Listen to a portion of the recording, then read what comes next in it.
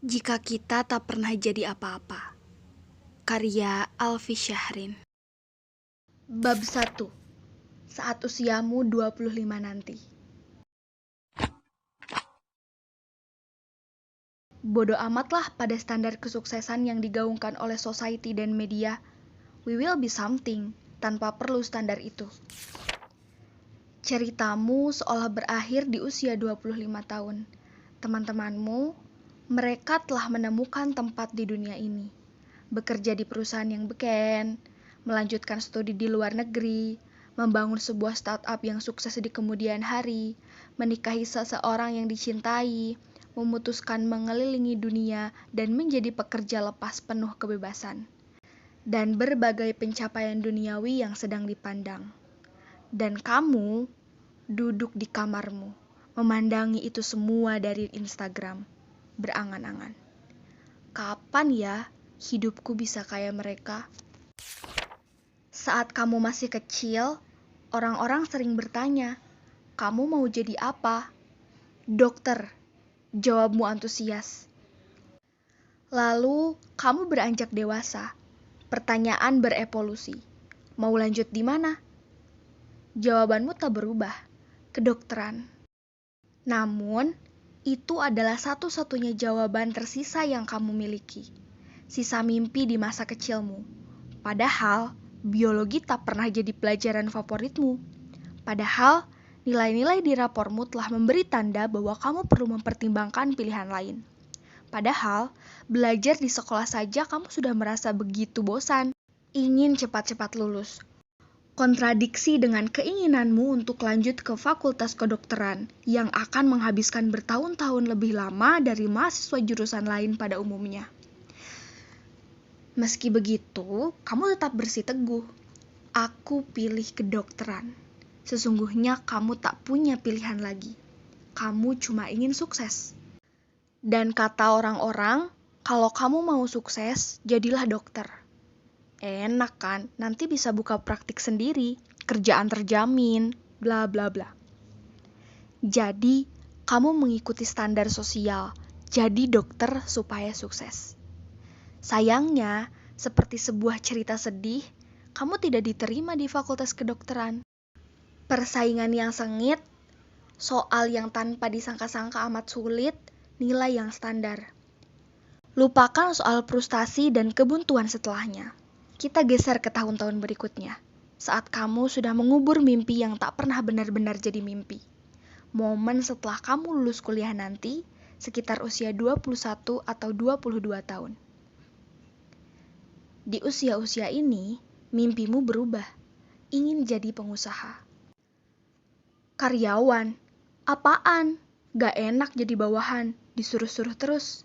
Mending jadi pengusaha. Lihat Steve Jobs, Bill Gates, Jack Ma, Jeff Bezos, dan orang-orang sukses lainnya. Mereka bukan karyawan, mereka adalah pengusaha dan mereka sukses besar-besaran, menjadi orang berpengaruh di dunia, memberi kontribusi besar bagi dunia, dan setidaknya kaya raya. Begitu pikirmu. Jadi, kamu meniti jalan mereka, mencoba menjadi pengusaha. Kecil-kecilan dulu. But boy was I wrong. Gumamu saat menapaki langkah pertama di dunia usaha. Memasuki dunia usaha seperti berjalan di dalam hutan belantara di tengah gelapnya malam serta derasnya hujan. Terjerembab, jatuh ke lubang yang sama.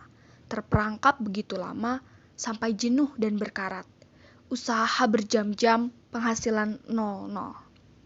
Jadi, kamu mundur dari pertarungan ini, kembali menjadi karyawan. Tidak mencintai apa yang kamu lakukan.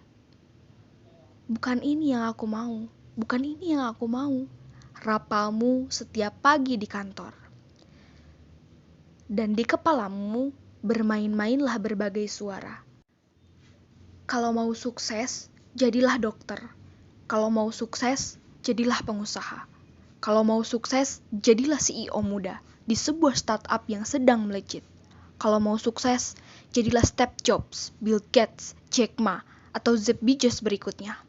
Kalau mau sukses, jadilah kaya raya. keliling dunia dan buktikan kehidupan suksesmu itu di Instagram dengan dalih supaya orang lain termotivasi. Sedihnya, kamu begitu jauh dari standar ini, standar yang diciptakan oleh society dan media, yang sayangnya kamu terjebak di dalamnya. Di paragraf ini, berhentilah sejenak. Tarik napas dalam-dalam, lepaskan pelan-pelan. Lalu, keluarlah dari ruanganmu, bawa buku ini bersamamu. I want you to be somewhere. Berdiri di bibir pantai, membiarkan ombak menyelimuti jemari kakimu. Duduk di sebuah perahu di tengah danau, sendiri saja. Melangkah di antara pematang sawah sambil menghirup udara segar pedesaan. Atau sesederhana berbaring di atap rumahmu. Tataplah langit biru dan arahkan awan itu. Lihat, bagaimana awan-awan itu terbentuk. Seperti begitu acak, berantakan, tak simetris, tak selalu berpola. Namun, perhatikanlah. Ia tak butuh simetris dan teratur untuk terlihat indah. Ia tak butuh standar tertentu untuk tetap indah. Awan tetap menjadi awan, dengan bentuknya yang berantakan dan tak simetris. Ia malah tampak seperti istana kapas, indah dan menakjubkan, tanpa butuh standar. Dan kita seharusnya tak butuh standar tertentu untuk sukses. Bodoh amatlah pada standar-standar sukses yang dibuat oleh society dan media. Jauh sebelum kesuksesannya, Bill Gates mempelajari bahasa pemrograman saat teknologi belum semasif ini. Lalu, dia mendirikan Microsoft di tahun 1975. Kuulangi lagi, 1975. Teknologi belum semasif ini. Apakah itu tampak seperti pekerjaan yang menjanjikan? Faktanya lagi, komputer belum menjadi hal yang lumrah. Apakah dia mengikuti standar kesuksesan yang diciptakan masyarakat dan media pada masa itu? Jeff Bezos memulai Amazon saat internet belum merajalela seperti hari ini. Parahnya lagi, pada masa itu, jangankan internet, komputer masih belum umum. Apakah ini sesuatu yang menjanjikan? Apakah dia mengikuti standar kesuksesan yang diciptakan masyarakat dan media pada masa itu? Berbeda lagi dengan J.K. Rowling, si penulis seri Harry Potter. Dia tidak perlu mengikuti jejak Bill Gates atau Jack Ma. Lupakan menjadi pengusaha, lupakan teknologi. Sebab dia amat jauh dari itu. Dia hanya seorang penulis dengan iringan kegagalan di awal karirnya. Bukan pengusaha, bukan CEO muda, hanya penulis. Tetapi tetap sukses. Menjadi salah satu orang terkaya di United Kingdom. Masuk dalam daftar orang-orang berpengaruh di dunia. Sampai hari ini, menjadi penulis tak pernah benar-benar menjanjikan. Apakah dia mengikuti standar kesuksesan yang diciptakan masyarakat dan media? Nama-nama yang kusebut di atas hanyalah contoh-contoh sederhana, bukan patokan kesuksesan. Sebab kesuksesan tak berakhir di situ. Ada hidup yang terus berlanjut. Karena kita juga tahu nama-nama orang sukses yang tak bahagia dalam hidupnya. Lalu, beberapa di antara mereka memutuskan mengakhiri hidupnya lewat obat-obatan terlarang, menyakiti diri sendiri, dan hal-hal semacamnya. Jadi, sebenarnya apa kesuksesan itu?